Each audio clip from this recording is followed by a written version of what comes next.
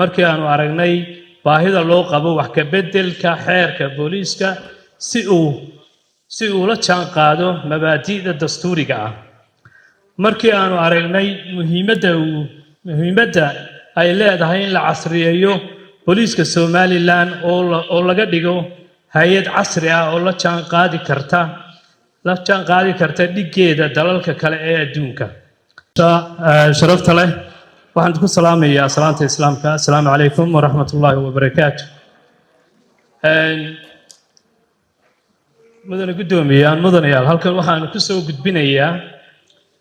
mooshin ku saabsan wax ka beddel iyo kaabis lagu sameeyay xeerka ciidanka booliiska ku shirgudoonka golaha wakiilada ujeedo soo jeedin wax ka beddel iyo kaabis xeerka ciidanka booliiska xeer number 63/2013 annaga oo mudanayaasha magacyadooda hoos ku saxeexan yihiin waxa aan halkan ugu soo gudbinaynaa mooshinkan ujeedadiisu sare ku caddahay annagoo tix raacayna qodobada 24aad 43aad ee xeer hoosaadka golaha wakiilada markii aanu aragnay qodobka 124aad ee dastuurka Jamhuuriyadda Somaliland markii aanu aragnay baahida loo qabo wax ka beddelka xeerka booliiska si uu la jaan qaado mabaadi'da dastuuriga ah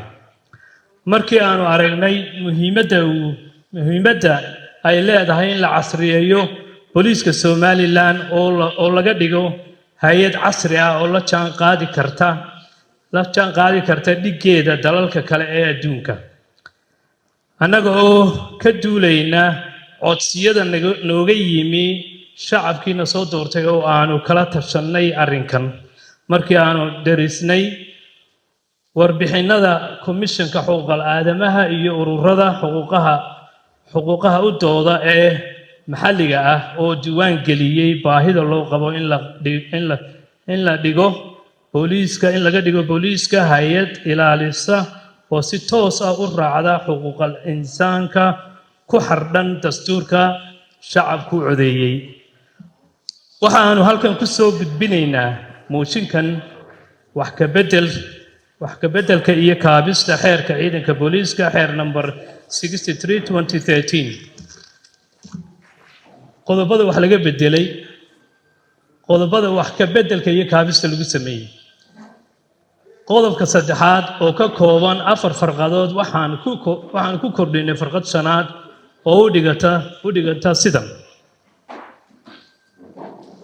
in la yareeyo waxyeelada ka dhalata fulinta howlgallada ciidanka booliiska lana helo dariiq sharci oo lagu xalliyo cabashooyinka ay qabaan dadweynuhu si kor loogu qaado kalsoonida ay dadweynuhu ku qabaan ciidanka booliiska qodobka 7 farqadiisa koowaad waxaa loo beddelay sidan hoos ku xusan booliiska Somaliland waxa uu yeelanayaa shakhsiyadiisa qaanuuneed ee u gaarka ah isagoo yeelanaya magaciisa iyo astaantiisa u gaarka ah oo uu ku dacwoon karo laguna dacweyn karo si waafaqsan xeerkan dastuurka iyo xeerarka kale ee xiriirka la leh qodobka 8 farqadiisa 2 waxaa loo beddelay sidan hoos ku xusan astaanta ciidanka booliisku waxay gaar u tahay ciidanka booliiska Somaliland oo kaliya loomana isticmaali karo si ka duwan sidaas qodobka 8 waxaa lagu soo kordhiyay farqada 4 oo u dhigan sidan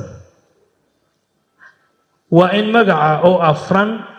iyo nambarka askariga booliiska ahi ay ka muuqato dirayska askari kasta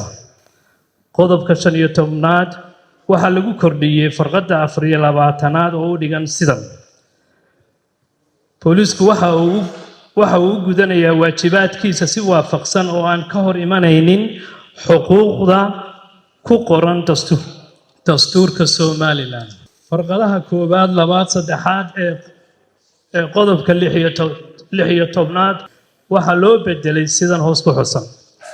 inay qabtaan xidhaan sharcigana hor keenaan cid kasta oo fal dambiyeed faraha kula jirta iyaga oo raacaya si waafaqsan dastuurka Jamhuuriyadda Somaliland xeerkan xeerarka ciqaabta dalka iyo ciddii uu xarigiisa jideeyey amar garsoore. ciidanka booliisku uma adeegsan karaan rasaas nool dad aan hubaysnayn. farqadda 6aad qodobka 16aad waxaa loo bedelay sidan hoos ku xusan. marka ay ciidanka booliisku isticmaalayaan awood ciidan waa inay isa sheegaan si cadna u bixiyaan digniin ah inay isticmaalayaan awood ciidan iyo hub. waxaa waajib ah inay awooddu tahay mid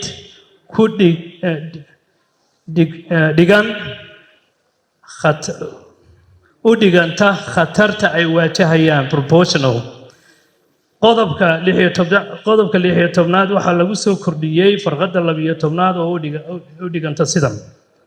ciidanka booliisku uma adeegsan karaan rasaas nool iyo xoog iska caabin dadka mudaharaadaya iyo xilliyada ay isku soo baxyada salmiga ah. sidoo kale ciidanka booliisku uma adeegsan karaan rasaas nool qof aan hubaysnayn, mana adeegsan karaan awood dheeraad ah oo aan loo baahnayn.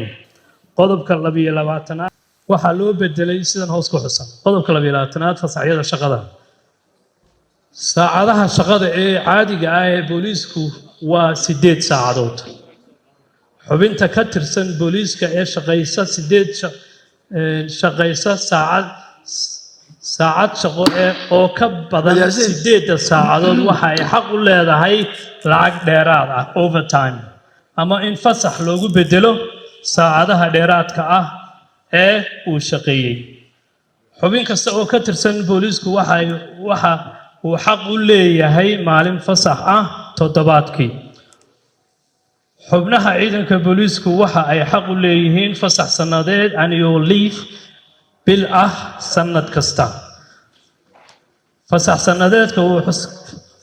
sannadeedka ku xusan qodobkan waa in loo qorsheeyo sanad